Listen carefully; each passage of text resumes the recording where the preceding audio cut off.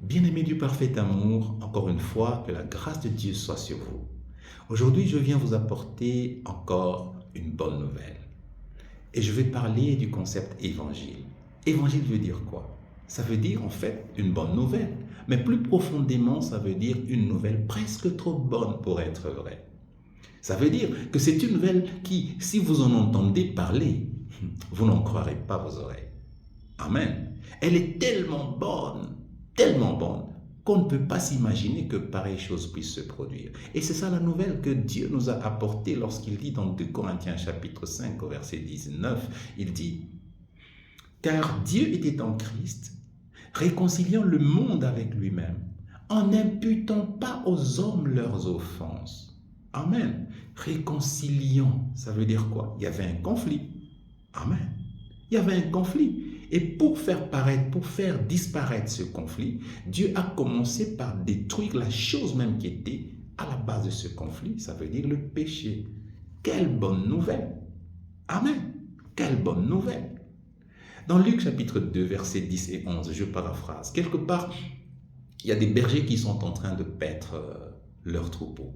Et subitement, il y a un ange qui descend des cieux et il dit « Je viens vous annoncer une bonne nouvelle. Une nouvelle qui sera pour tout le peuple un sujet de joie. » Waouh! Bien-aimé, une bonne nouvelle, c'est toujours un sujet de joie. Toujours. Une bonne nouvelle n'apporte pas la peur, elle n'apporte pas la terreur, elle n'apporte pas la panique, elle n'apporte pas l'inquiétude, elle n'apporte pas la maladie, elle n'apporte pas la mort. Ça, ce sont des mauvaises nouvelles. Une bonne nouvelle apporte toujours la joie. Alléluia. Toujours la joie. Et cette bonne nouvelle, c'est qu'il nous est né dans la cité de David un sauveur qui est le Christ. Amen.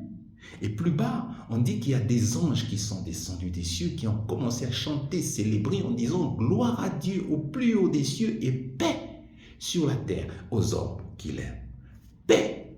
Bien-aimé, Christ est notre paix. Christ est la paix que Dieu nous a donnée. Nous que Dieu aime. Amen. Dieu est amour. Mais qu'est-ce que nous remarquons dans nos églises actuellement, bien-aimés? Il y a beaucoup d'églises où nous passons beaucoup de temps à développer des théories qui amènent la peur aux gens. Oh, les 4 stratégies par lesquelles vous pouvez découvrir qu'un frère de votre famille est un sorcier. Waouh! 4 stratégies? Vous êtes sûr? Oh, les 5 étapes par lesquelles il faut passer pour pouvoir écraser la puissance du diable. Waouh!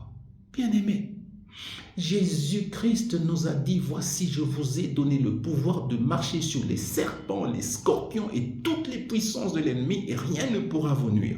Marcher sur, ça veut dire quoi? C'est qu'il a mis l'ennemi sous nos pieds et nous n'avons qu'à marcher dessus. Amen. Mais pourquoi nous nous tournons pour pouvoir chercher à connaître des stratégies? Il n'y a aucune stratégie. Marche dessus. Alléluia.